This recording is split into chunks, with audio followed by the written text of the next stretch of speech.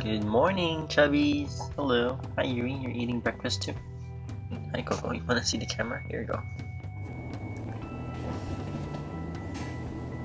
Marami pa rin ang nagtatanong at nalilito ano nga ba talaga ang kaibahan ng isang wika sa isang dialect. May mahaba at may maikling kasagutan sa tanong na ito.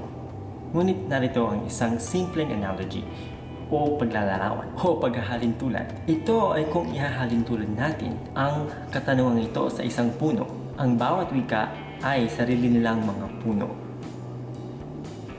Ang bawat dialect naman ay ang mga sanga nito.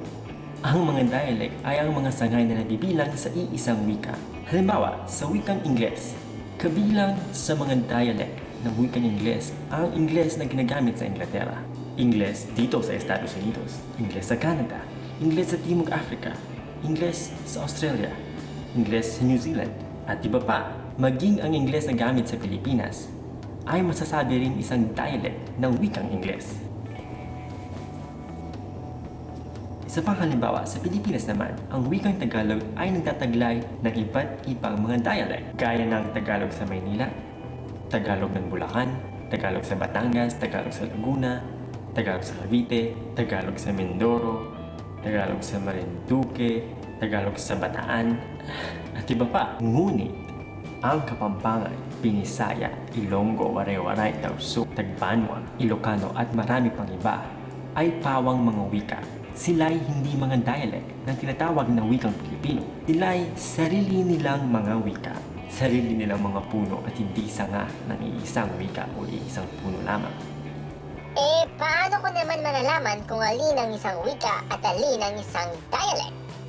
Madali lang yan. Kapag ang dalawang nag-uusap gamit ang kanilang mga sariling wika o mga katutubong pananalita na magkaiba sa isa't isa at sila'y nagkaintindihan ng walang hirap, ang kanilang mga katutubong wika o katutubong pananalita ay pawang mga dialect ng iisang wika o language.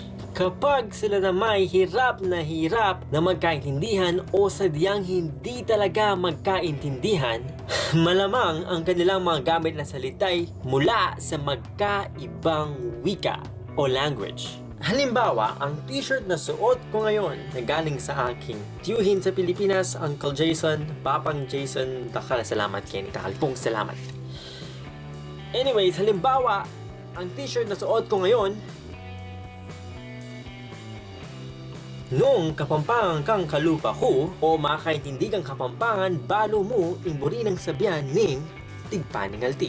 O King English, someone who has been struck down by a thunderbolt, yet still walks this earth. Therefore, a demon, an anomaly, a non-human, someone immune to God's punishment. Maralas tayong gamitan inipot ang mimwata mo. O neng kareng Tagalog, alalang bitasang kabaldugan ng salitang areni, di paningalti. Naintindihan nyo ba yon? Hindi? Okay lang yan. Sige.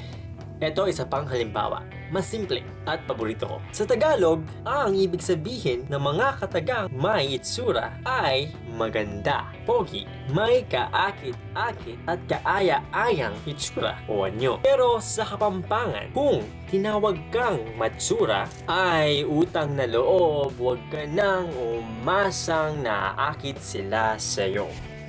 May tsura, matsura. May tsura, matsura. May tsura, matsura. Gets mo na? Kung hindi mo pa rin gets, ay i-click lamang ang mga links sa ibaba para sa karagdagang kaalaman sa pinagkaiba ng dialect sa language o wika. O siya, sige hanggang dito na lamang muna pagkat ako pa'y magluluto. Maraming salamat o sa Kapampangan, dahil pong salamat. At hanggang sa muli, paalam.